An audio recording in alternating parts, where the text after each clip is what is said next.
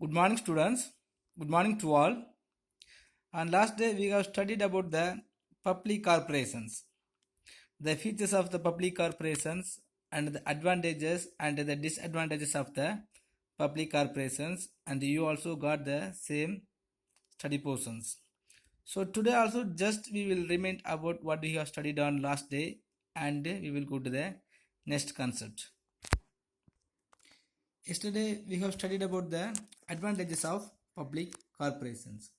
So when we are conducting the public corporations or in the public corporations, what are the advantages are there? In first one is bold management due to operational autonomy. So the public corporation enjoys internal operational autonomy as it is free from the government control. So as we have studied, there is no government control in the public corporations. If there is no government interventions, whatever decisions they have to take regarding the organizations, they can take without any of the hesitations. So next, legislative control. So all affairs of the public corporations are subject to a scrutiny by committees of parliament or the state legislative. So all the affairs of the public corporations is involved by the parliament or the state legislators. So the press also keeps a watchful eyes on the working on a public corporations. So what are the profit, what are the losses, how the government undertakings are going to established, and everything also will be controlled and governing by the press also. So this keeps a check on the unhealthy practices on the part of the management and the public corporations. So when they are having the eagle eyes on the public corporations, so there is no chance to conducting the misbehavior activities of the members or the workers. So next, the qualified and contented staff. So then the public corporations offers attractive service conditions to its staff. So all the workers will be doing their work without any troubles, and whenever they are taking the more effort to improving the corporations, they will get the good remunerations. So by get the good remunerations, they will have the qualified staff. So as such, it is able to attract qualified staff. Because of qualified and contented staff, industrial relations problems are not much severe. So next, tailor-made statute. So tailor-made statute means the special act by which a public corporation is created. So the public corporation is created by the special act. So it can be tailor-made to meet the specific needs of the public corporations. So what are the needs have to be arranged in the public corporations is already decided by the act. So what are the needs are the required is be arranged in these public corporations, already it be decided on. Next, it is not affected by the political changes. So being a distinct legal entity in the public corporations, a public corporation is not much affected by the political changes.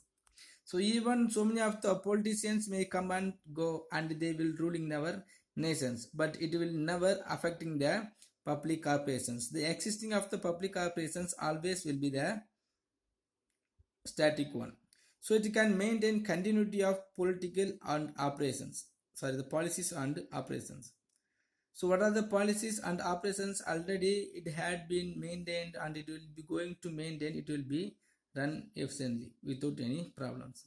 Next, lesser likelihood of exploitations. So the board of directors of a public corporations consists of representative of various interest group like labor, consumers, etc. So they are nominated by the government. So many of the workers and the managers and the consumers also will be nominated by the government only. So as such, there is lesser likelihood of exploitation of any class of society by the public corporations. So there is no need to arise any chance in the public exploitations. Next, reasonable pricing policies. So a public corporation follows a reasonable pricing policies based on cost benefit analysis. So when they have the cost benefit analysis, they will produce some of the commodities by the reasonable cost of productions, and it will never sell any of the commodities exceed the cost of productions. Hence, the public are generally satisfied with the provision of goods and services by the public corporations. So, what are the goods and services is provided by the public corporations? It will be reasonable and it will be satisfied by the consumers. So, seven advantages also is there in our public corporations. Next, disadvantages of public corporations. So even though there is more advantages are there in these public corporations, some of the disadvantages also is there in these public corporations. So what are the disadvantages are there mean? First one is autonomy and flexibility only in theory. So we have studied the autonomy and the flexibility functions are there in these corporations, but their day-by-day actions will be proved that it is the autonomy and flexibility will be there only in their theories. So autonomy and flexibility advantages of a public corporation exist only in the theory. Theory means we can say, but really we can't use the autonomy powers because so many of the public corporations still ruled by the politicians. Even if there is no government interventions, because of the fearness of resentment, so the workers and the peoples also have some of the fairness. So in practice, there is a lot of interference in the working of a public corporations by ministers, government officers, and other politicians. So many of the departments are there, and ministers and some of the government officers are there. So the government officers always will be exploiting the workers in these public corporations. Next, misuse of monopolistic power. So we have studied, so the public corporations by their act, they will get some of the monopolistic power. But sometimes if the public corporations will be misuse the monopolistic power. When they have the monopolistic power, it will be good only for the nations and the consumer. But if they are misuse the monopolistic power, it will be affecting the consumers and whole nations. So public corporations often enjoy monopoly in their field of operations. As it is like that, on one hand, they are indifferent to consumer needs and problems. Suppose if they are not providing some of the goods and services by the reasonable price or in the good quality, if they are using the monopolistic power, it will be affect the consumers. And on the other hand, often do not hesitate to exploit the consumers. Even when they are producing some of the commodities and when they are going to distribute to the consumers, they will get some of the corrupt and they will fixing the more price by their officers. Next, rigid constitutions. So the constitution of a public corporation is very rigid. It cannot be changed without amending the statute of the formations. So what or how the constitutions was done by the constitutions or by the government, the constitutions will never flexibilities. So on the basis of changing the time and the requirement needs of the consumers. So even if the people wants to getting the more commodities and services on the basis of the drawn constitutions, they will never get. So the public corporations could not be flexible in its operations. Even if the public corporations have the power to produce more commodities, it will never produce because the constitution is limited and it will be rigid. So it will be never produce the commodities. Next, low managerial efficiency. So quite often civil servants who do not possess management knowledge and skills are appointed by the government. Because we have studied the more managerials and the consumers and the laborers also will be required by the government. When they are going to require the laborers and the managers, they may get as a corrupted. Otherwise, the requirement may be happened as in the corrupted measures. So the board of directors of your public corporations and the managers and some of the persons may be decided by the government or the required by the government. So when they are required by the government without checking the qualified and their skills, they will not impose and they will not expose the power into the public corporations. So it is like that. The managerial efficiency of public corporation is not as much as found in private business enterprises. So when we are comparing to the private organizations, all the managers, workers and the board of directors have to be work by the fear of the owner or some of the incentives of the work. But here no will happens in these public corporations. So the managerial efficiency will be very low. Next, problem of passing a special act. A public corporations cannot be formed without passing a special act. If we want to establish the public corporations, so in this parliament, some of the discussions will be going to happen. So the ruling party and the opposite party will be quarreling to accept and opposite to the special enacting the special act. So which is a time consuming and difficult process, and not only that, even after enacting any of the act to establishing the public corporations, it will take more time to construct and come to the existence. So hence the scope for setting up public corporation is very restricted.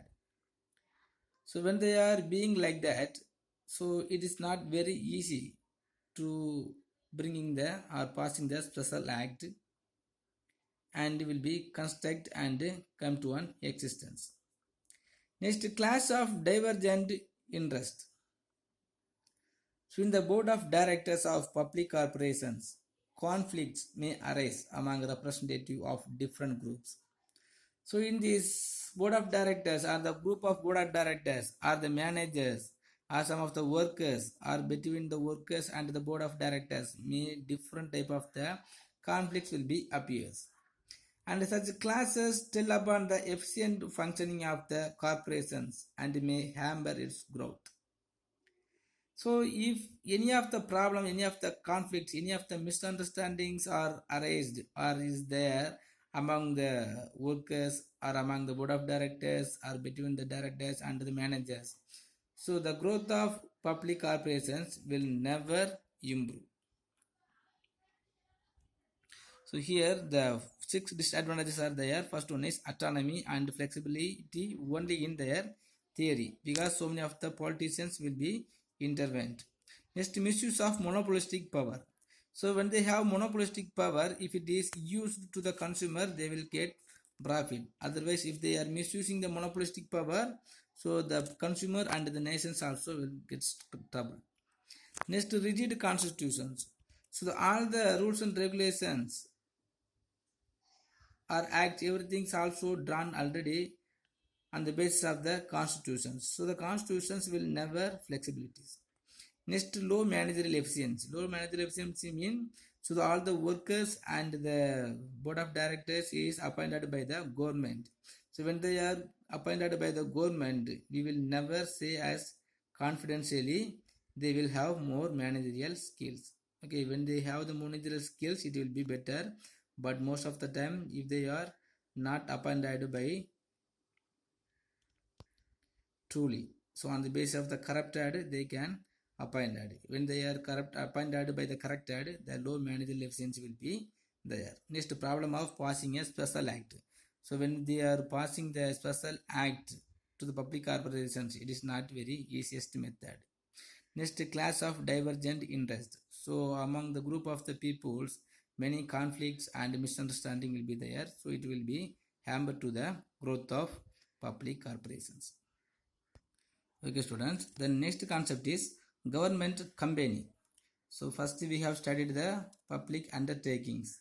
Next, public corporations. Next one is government company. So these three also may be as different. It is enacted and established by the government. but on the basis of some different act or some different of differentiation only will be there among these three. The government company. So a government company is defined under the section 245 of the Companies Act 2013. So any company in which not less than 51 percentage of the paid up share capital is held by the state government or the central government or by any state government or governments or partly by the central government and partly by one more state governments and includes a company which is subsidiary company of such a government company. So normally it is the company we have studied. If any of the companies, if anybody want to become as a owner, they must have the 51 percentage of paid up capital. Now if you are considering the joint stock company, the Reliance and the Tata company, so the Ambani only will have the 51 percentage share, own shares. The 49 percentage of the share only going to use. Okay, so like that, if the government want to become, or if the company want to become in the hands of the government, so the government have to take the 15 percentage of the paid up capital. This paid up share capital may be held by the one or the state government or the central government or one central government or two more state government, or part of the share may be the central government, part of the share may be the state government. Anyway, the 51 percentage of the paid up share capital is held by the some of the government. It is considered as a government company. So next, the features of the government company. So what are the features are there in the government company mean? The registrations under the Companies Act. The registrations under the Companies Act. Government company is formed through registration under the Companies Act 1956. In 1956, the Company Act was enacted. Normally, how the joint stock company is going to register it. So on the basis of the same procedure only, the government company is also going to register it. And it is subject to the provisions of this act like any other company. So however, the central government may direct that any of the provisions of the Companies Act shall not apply to a government company or shall apply with a certain modifications. Suppose if any of the ruling parties or made any of the companies, their existence will be continuity. The existence will never come to an end, even there is change of politicians. Next, executive decision of government. A government company is created by an executive decision of the government without seeking the approval of the parliament or the state legislature. By establishing the government company, there is no need to get the approval of the parliament or the state legislature. Even the state government or the central government can have the power to establish the company, so they can have. Next, the separate legal entity. A government company is a legal entity separate from the government. It can acquire property, can make contracts, and can file suits in its own name. So how the joint stock companies can able to get the properties and make the contracts and can file and in its own name. Like that, the government companies also can do everything like a joint stock company. Next, whole capital provided by the government. The whole or the majority of the capital. Majority of the capital means, as I told, the 51 percentage of the paid up capital must be held by the state or central government. So to hold or majority of the capital of a government company is provided by the government itself. But the revenue of the company are not deposited into the treasury. On the name of the company itself, it will be going to deposit. Next, majority of the government directors. Being in possession of a majority of the share capital the government has authority to appointing majority of the directors and the board of directors of a government company. Normally, those who has the more paid up share capitals, that persons only has the right to appointing the board of directors. So like that, here also the government have the power, or the government has more paid up share capital. It has the power to appointing the directors and the board of directors. So the board of directors and the directors groups always will be the dignity with the government only. Next, own staff. A government company has its own staff, except government officials who are sent to it on deputations. Its employees are not governed by the civil service rules. So even the government company has power to appointing some of the persons. So they will get the appointing not only by the civil services rules, but on the basis of the deputations of the shareholders or the government companies or any of the deputed persons of the government can able to appointing the staff. Next, free from procedural controls. So government company is free from budgetary, accounting and audit controls applicable to the government undertakings. If there is more procedures, norms and conditions, a government company is being free from the budgetary or accounting and audit controls. So there is no need to maintaining the budget or maintaining the accounting and the audit controls. Next, accountability to the parliament state legislator. The annual report of a government company is placed before the parliament or the state legislator. If any of the company is going to undertakings in our nations or in our state, so the government companies has the accountability to submit their annual report to the parliament or the state legislator. Next, advantages of government company.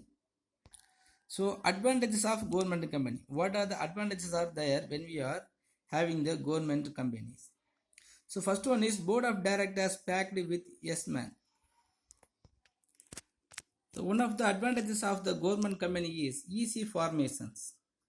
It is not like a public corporations. If you want to establish the public corporations only, we have to get the permissions from the state legislative assembly or the parliament. But for the purpose of establishing a government companies, it is very easy. A government company can be easily formed under the Companies Act just by an executive decision of the government. So what government is going to rule? If they decided only is enough, it is very easy to form it. Next, internal autonomy. So a government company can manage its affairs independently. It is relatively free from ministerial control and political interference in its day-to-day functioning. So all the government companies also can do anything what they want to regarding the companies. So the government companies can manage its affairs independently always. Next, private participations. So through government company device, the government can avail of the management skills, technical know-how and the expertise of the private sector and foreign countries. Because normally the private participations always will be applicable or always expected by the government. Even if the government companies always will have the chance to providing the private organizations or the private enterprises, those who all has the good management skills and technical know-how and expertise. Next, easy to alter. So the objectives and the powers of the government company can be changed by simply altering the memorandum of association of the company without seeking the approval of the parliament. If the government want to change to alter or change it to one place to another place or any of the changes, if they want to bring any of the change, So it is very easy. So without seeking the government approval or the parliament approval, just simply altering the memorandum of associations, it will be easy to alter. Next, professional management. A government company can employ professionally qualified managers because it has its own personal policies. Next, disciplines. The government company is subject to the provisions of the Companies Act, which keeps the management of the company active, alert, and disciplined. So all the government companies may be maintained the disciplines and that keeps the management of the companies active. Next, public accountability. So the annual report of a government company is presented to the parliament or state legislature. This report can be discussed and debated there. So when they are discussed on the report provided by the government companies, so if it is really truthful or the believers, the confidence of the consumers will be increased on the government side. Okay students, today it's enough. So today we have studied the disadvantages of the public corporations and the features of the government company and the advantages of the government companies. If you have any doubt, please ask me and just to take the same portions as your study portions. Thank you.